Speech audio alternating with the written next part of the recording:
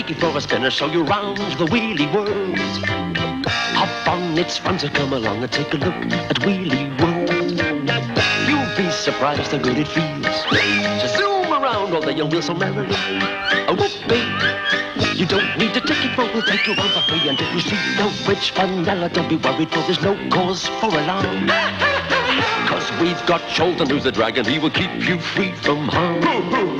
It's fun at any time of year, so put your wheel in second gear and then hold tight. All right, we'll show you all the sights of Wheelie World.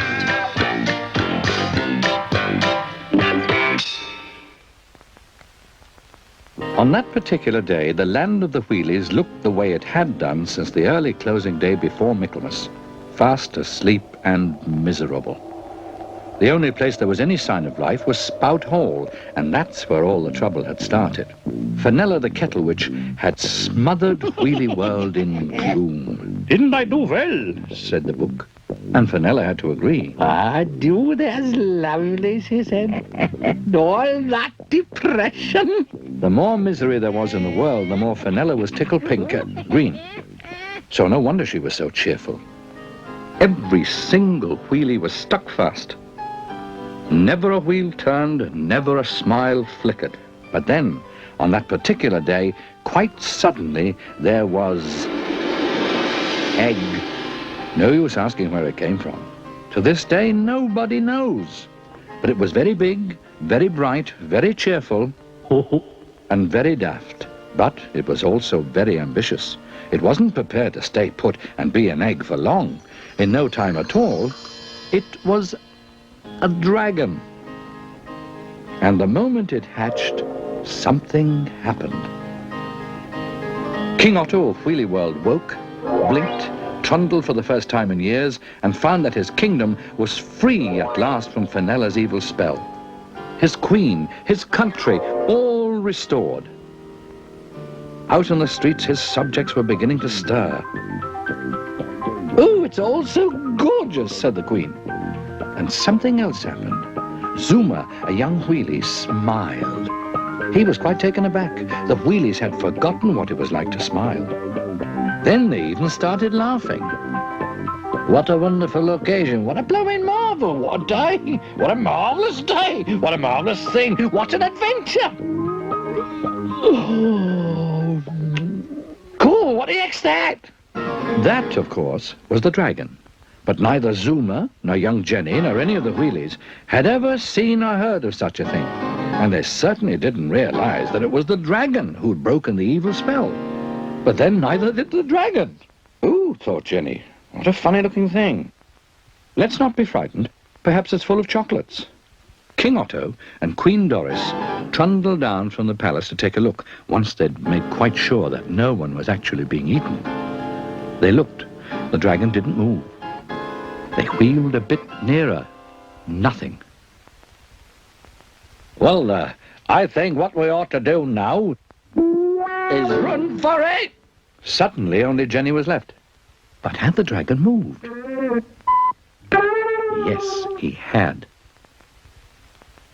That thing's alive. Crumbs, the size of it. Will somebody ask me to resign?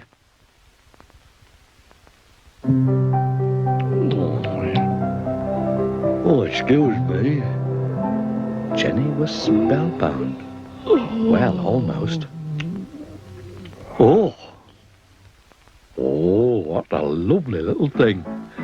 Well, you got no tail. No legs either. Nice face, though. Oh, and I like the freckles. Oh, thought Jenny, what a funny-looking thing. No wheels. But I like those freckles. Oh, what a gorgeous hat, said the Queen, who rather liked hats. And little by little, the wheelies came out of hiding. Oh, yes, this is nice. Young Zuma roared in, braked, and stopped. "What's your cock? I'm Zuma. Zuma by name, Zuma by nature. Watch this. I'm the fastest. I'm the greatest." Hey, up his greased lightning, is that lad? Oh, where's he gone?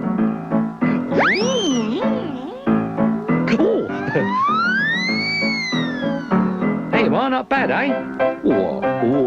So, I'm Zuma. Now, who are you? Who am I? Someone pointed out that he'd never been christened. The dragon seemed to find the whole situation funny. He wasn't a wheelie, more of a leggy. Oh, there was one thing. He did recall that on the inside of the eggshell it had said, "Made in Chorlton come Hardy." Why, that's wonderful. May we call you Chorlton? Chorlton. Hooray for Chorlton! Tell Chorlton we're most grateful, Otto. I would like. We're most grateful to you, Chorlton. Aren't we grateful to Mr. Hardy, dear? Oh, indeed, we're most. And I so do admire that hat of yours. Yes, and he can't help being unwieldy. Otto! Here. Aren't they nice? Now, who's got a bud just then? You want to try rubbing it with goose grease? I thought it time I introduced myself. I am the Minister of Wheel Estate and pretty well everything else. You may call me Minister. Wow, do. How are you? There were introductions all round. Now that Chorlton had a name. The king thought they were having the nicest garden party he could remember, and the queen reminded him that it wasn't a garden party at all. And then, in the midst of all the joy, up popped the toadies, Fenella's fungus-faced spies. In no time at all, they were back at Spout Hall, squeaking out their news. 10 feet high. Wrong tail.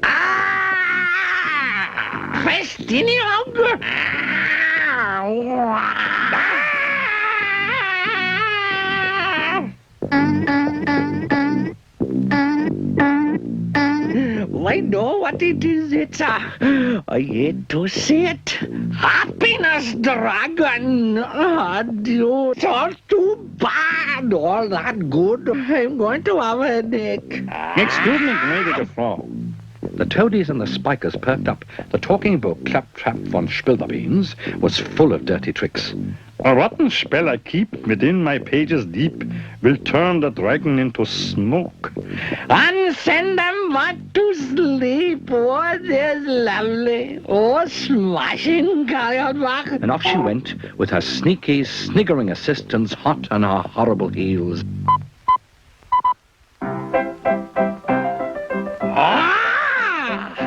Fenella arrived in a terrible rush. And in a terrible rush, everyone else left. Everyone except Chorlton, that is.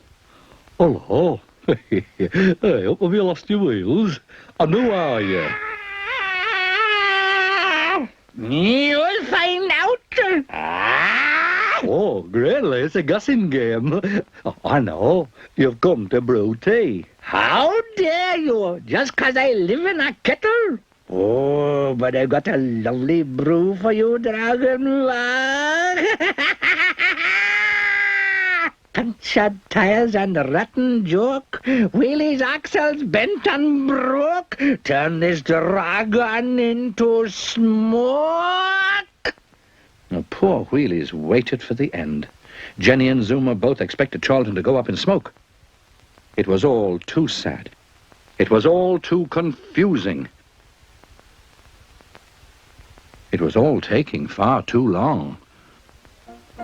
Oh, wasn't that funny, eh? Oh, do it again. Oh, you're a right gummick, you are. The king, the minister, the queen, all the wheelies slowly realized that nothing was going to happen.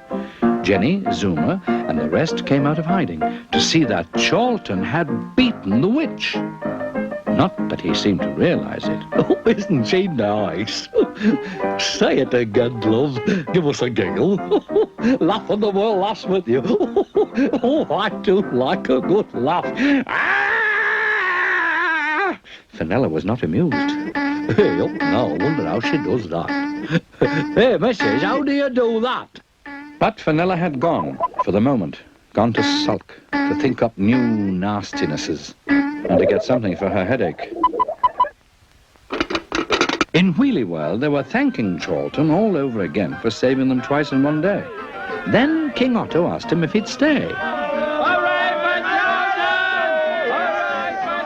That rather took Chorlton by surprise. He hadn't thought of staying. He hadn't thought of going either.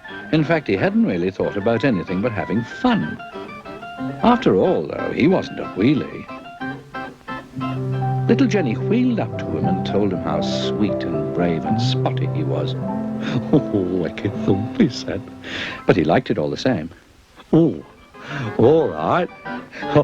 I'll stay. Oh, how gorgeous, said the Queen. That's one of the eye for her. Bye, bye, little lady. I ain't got any longer.